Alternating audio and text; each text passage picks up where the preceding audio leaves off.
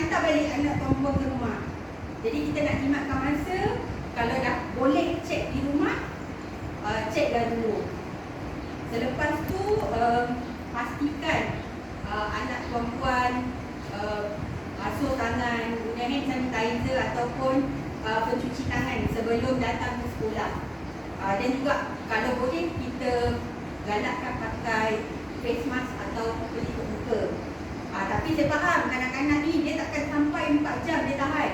Kalau anak perempuan tak boleh, dekat sekolah tak ada masalah selagi anak perempuan boleh mematuhi penjarakan sosial lah. Maksudnya dia tak pergi kat meja kawan-kawan, tak ada masalah kalau dia tak pakai topeng muka. Tapi kalau kita faham kan budak-budak sekejap-sekejap kan dia cubit sana, dia cubit sini. Jadi saya galakkan pakai pelitup muka. Sebab biasa kalau kanak-kanak ataupun cikgu sendiri bercakap partikel air liu kita akan tersembur pada mana-mana permukaan. Jadi itu yang kita takut. Lepas tu kita galakkan pakai pelitup muka. Lepas tu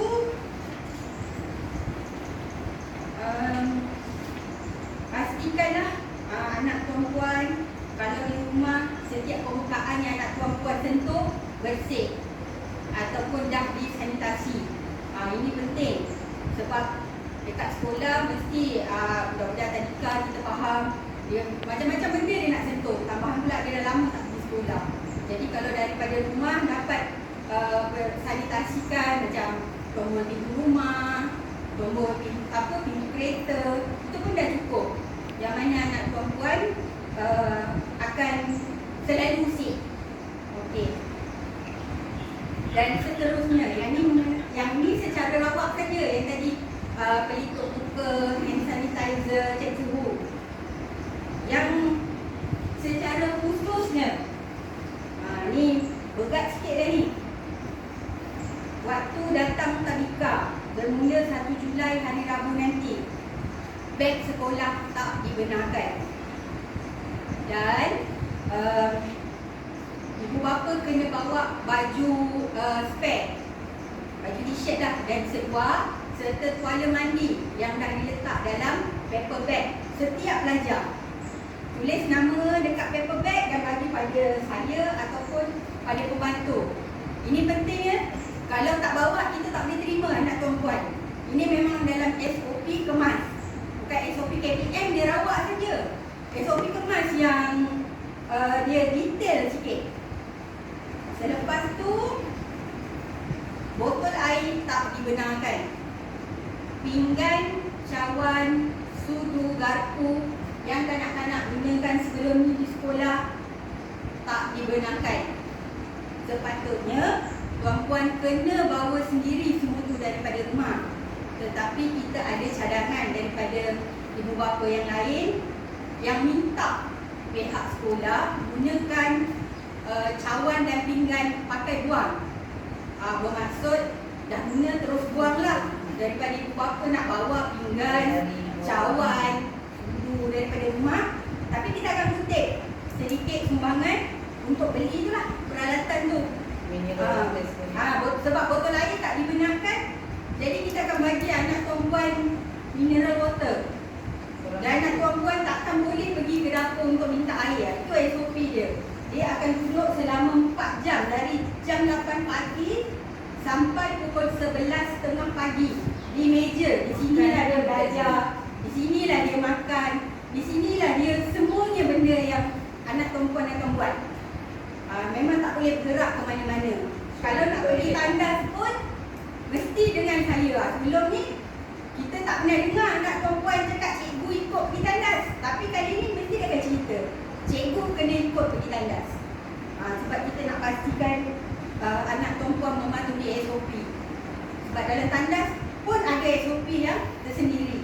Bukan dekat dalam persekitaran kelas saja. Okey, yang seterusnya tu tadi harap kalau setuju mulai 1 hari bulan ni boleh bawa ya. Jangan khususnya baju tadilah yang pinggan dan mangkuk tu, kalau setuju kita akan buat collection sewaktu hari persekolahan nanti. Bermakna sekarang ni kita akan gunakan sumbangan tuan-puan yang ada berbaki lagi pada bulan 3 kan, hari tu bulan 3 kita cuma sekolah 2 minggu saja. Jadi kita akan gunakan RM15 yang lebih tu untuk tampung sebulan perbelanjaan. Maksudnya bulan 7 kita akan minta RM15 saja, bukan RM30. Okey, lepas tu yang sebelum datang dan sewaktu datang, ini pada yang naik van, pada yang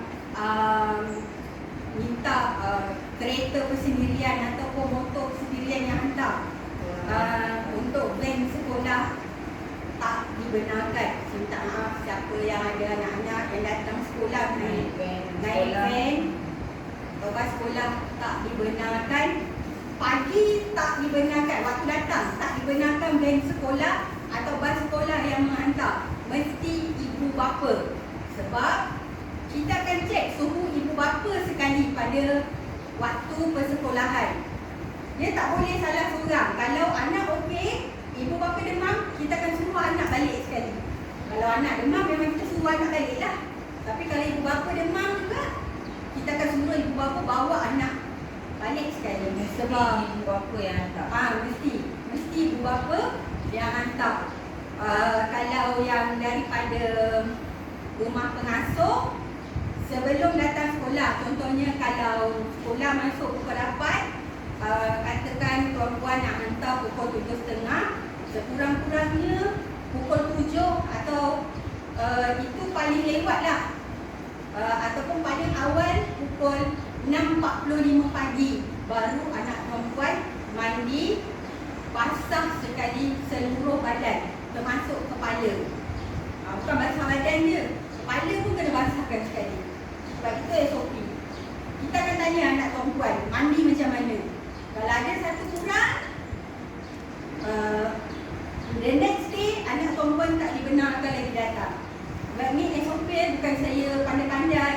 Sebab kita menjaga keselamatan kanak-kanak. Risiko pada kanak-kanak yang bawah 12 tahun paling besar. Tambah lagi budak-budak tadika, budak-budak yang kita tahu kan kalau sampai sekolah, diorang mesti nak main, tambah jumpa kawan. Jadi tu yang kita nak jaga. Okey, untuk sesi pagi, waktu balik adalah 11.30 pagi, bukan pukul 12 lagi. Dan waktu balik ada penggiliran, tak boleh lewat. Contohnya anak tuan-puan nama Ali akan balik 11.35 pagi. Begitulah sampai keadaan okey, 11.35 pagi. On time. Tak boleh, cikgu, saya lambat sikit, ada hal. The next day, anak tuan-puan tak dibenarkan lagi datang ke sekolah. Memang kita jaga SOP betul-betul. SOP kemas sangat ketat berbanding KPM. Secara rawak dia tak terangkan kena bawa baju, kena bawa tuala. Tak ada dalam SOP KPM, tapi ada dalam SOP kemas. Okey, yang ni kita akan bagi jadual penggiliran ni selewat-lewatnya hari Selasa tengah hari. Saya akan hantar dalam WhatsApp. Jadi alert, jangan salah hari anak perempuan datang, jangan salah waktu untuk ambil. Jadi waktu dia datang, dia kena on time. Datang pun mesti on time. Kalau 7.45 lah setiap hari jadual yang dia kena datang. Tak boleh awal, tak boleh lewat. Tak nak bertembung. Kita tak nak bertembung sebab bukan semua kanak-kanak kalau datang kita benarkan sekali masuk. One by one bersama ibu bapa. Ibu bapa akan isi nama, nama anak, nombor telefon, suhu. Ini adalah SOP KKM.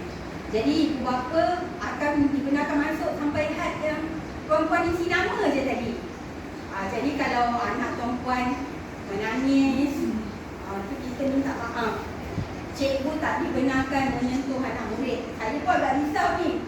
Hari Rabu nanti macam mana lah kalau anak murid nak tanya, saya kena 1 meter, nak duduk jauh. Saya tak tahu macam mana, tak dapat bayangkan. Kena tunggu 1 Julai nanti macam mana. mana.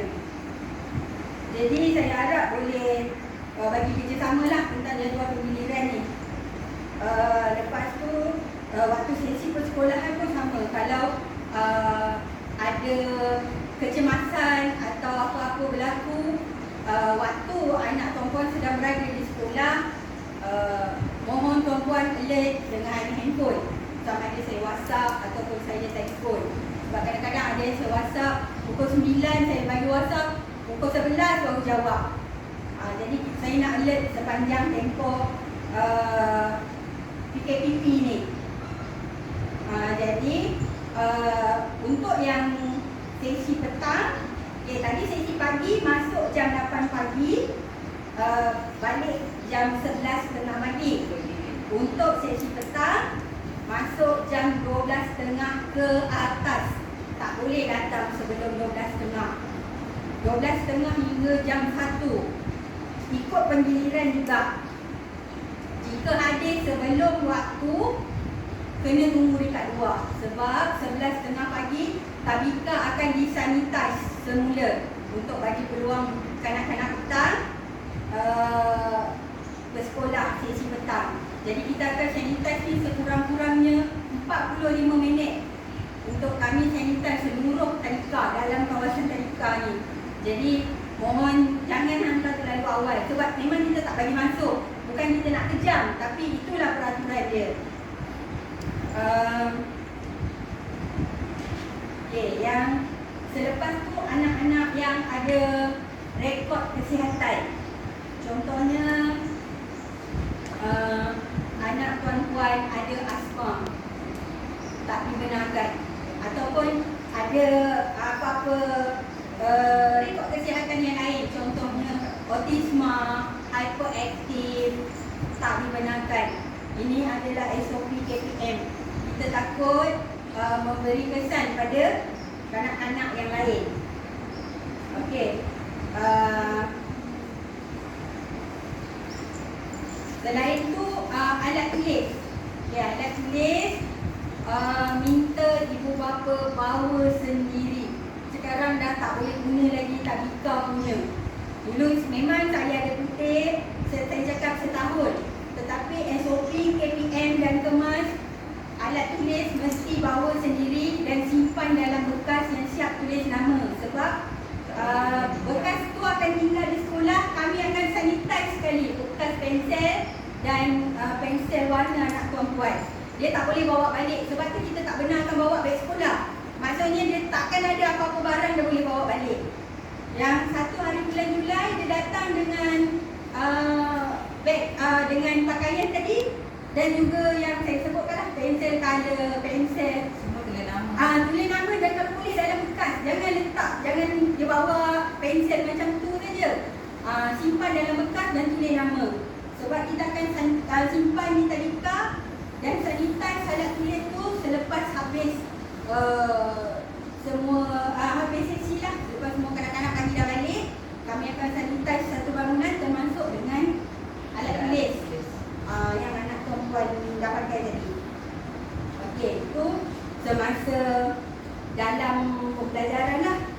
Jadi untuk tempoh 2-3 hari ni harap tuan-puan boleh terapkan dulu SOP yang saya sebutkan tadi. Contohnya kalau kita dekat sini dah biasa anak-anak datang salam cikgu, tapi nanti kalau satu hari bulan dia datang saya tak salam, mesti dia akan tanya. Jadi minta tuan-puan tolong terapkan SOP macam mana kalau sampai sekolah cikgu tak salam, cikgu akan buat macam ni. Jangan pergi dekat kawan-kawan, duduk saja. Sebab kita faham kanak-kanak ni fitrah dia memang nak bermain. Saya pun faham. Tapi sebab itulah kita risau sebab kanak-kanak ni golongan yang berisiko. Jadi minta dalam tempoh 3 hari ni terapkan dulu apa yang boleh main kat luar. saya sebutkan tadi, yang dengan pengasuh balik ataupun band sekolah, tolong pesan dengan perkhidmatan band sekolah atau pembuat sekolah, ambil ikut waktu giliran. Kalau ada yang 2-3 dua orang naik van atau bas yang sama tu tak apalah. Tapi kalau seorang tak boleh macam dulu lagi. Main dulu tak boleh. Mesti ambil ikut giliran. Kalau van tak ambil ikut giliran sama juga. The next day anak perempuan tak dibenarkan hadir ke sekolah. Lepas tu saya nak ingatkan jangan ada yang datang dengan van sekolah ya. Sebab kalau boleh sebenarnya dengan pengasuh pun kita tak benarkan. Tapi kita faham ada perempuan yang anak sesi petang, pagi perempuan dah pergi kerja. Takkan perempuan nak balik, nak hantar anak perempuan pergi tadika semata-mata. Jadi kita sebutkan macam tadi lah, kalau dengan pengasuh mesti mandi. Kalau sesi pagi seawal-awalnya 6.45 pagi, selewat-lewatnya 7.30 pagi mandi. Kalau sesi petang masuk jam 12.30, seawal-awalnya 11.45 pagi dan selewat-lewatnya 12.15 tengah hari mandi. Kita tak nak kalau dah hantar rumah pengasuh pagi tadi pukul 8 dia dah mandi, lepas tu dia datang sekolah salin baju je. Saya tak nak macam tu. Sebab ini SOP. Sebab tu saya cakap kita akan tanya pada anak perempuan, dia mandi pukul berapa, dia mandi macam mana. Tapi biasalah budak-budak dia takkan bohong. Jadi daripada situ kita tahu. Tapi kita akan tanya mak dululah. Kita tak adalah nak aim dekat anak tu. Tapi kita akan tanya dulu pengasuh pukul berapa dia mandi. Jadi yang ni SOP memang sangat-sangat ketat. Okey. Untuk pembukaan sesi persekolahan sesi pagi 1 Julai. Untuk sesi petang 15 Julai. Bukan semua 1 Julai. Tadika kemas akan ada tadika yang beroperasi pada 15 Julai. Ada setengah yang beroperasi pada 1 hari bulan Julai. Tapi taman muda sesi pagi 1 hari bulan Julai, hari Rabu minggu depan lah. Untuk sesi petang 15 Julai. Jangan tersalah pula. Kan semua excited hantar 1 hari bulan. Sebenarnya sesi petang 15 hari bulan. Memang kena alert dengan WhatsApp. Sebab ini arahan yang last minute. Jadi kami pun terkejar-kejar sebenarnya dengan nak buat penjarakan, dengan nak buat persediaan menerima budak-budak. Jadi cikgu pun sebenarnya terkejar-kejar. Jadi mohon ibu bapa yang bersetuju nak menghantar anak, alert dengan WhatsApp, dengan handphone. Kalau saya rasa saya perlu telefon, saya akan telefon.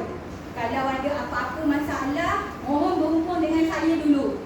Sebab saya yang akan ditanya kalau berkenaan pematuhan SOP ni. Jadi saya minta patuh sebab daripada tempoh 1 hingga 15 Julai tadika kemas kita akan dipantau oleh KKM. Jadi minta ibu bapa kalau hantar anak mesti ada berhitung muka. Sebab kita kalau salah satu SOP tak ikut, tadika kena compound RM1,000. Bukan jabatan yang bayar, tadika yang bayar. Jadi kalau seorang tak patuh, saya akan minta semua ibu bapa derma dekat tadika, bayar compound. Jadi minta patuhi SOP, itu saja. Pastikan yang saya dah sebutkan tadi lah, anak perempuan sihat, kalau tak ada gejala macam demam, sikit-sikit janganlah kalau ada sikit je bergenang-genang dekat hidung, pergi je lah sikit je pun tak boleh. Kalau dulu kita terima, sekarang ni kita tengok lain macam je, kita akan suruh balik. Sebab kita menjaga ada 5 orang lagi anak murid yang ada dalam kelas ni. Jadi pematuhan SOP sangat-sangat saya titik beratkan. Sebab kalau yang tak patuh SOP, kesian anak perempuan tak boleh hadir. Jadi patuhlah. Saya risaukan yang 6 tahun ni. Sebab dah tertinggal lebih daripada 2 bulan. Jadi kalau kita gagal patuh SOP, tadika kita kena compound di arah tutup,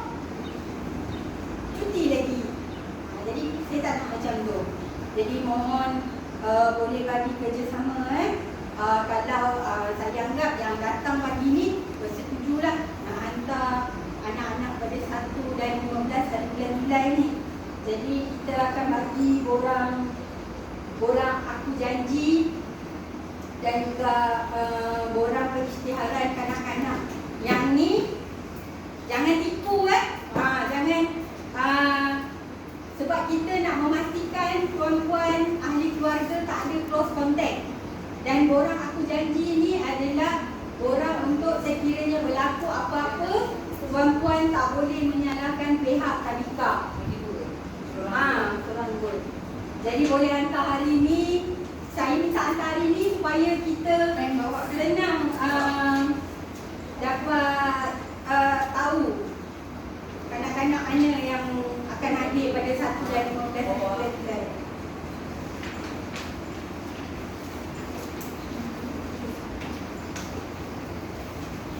Okey, sambil-sambil tengok tu ada soalan tak? Yang tak jelas ke?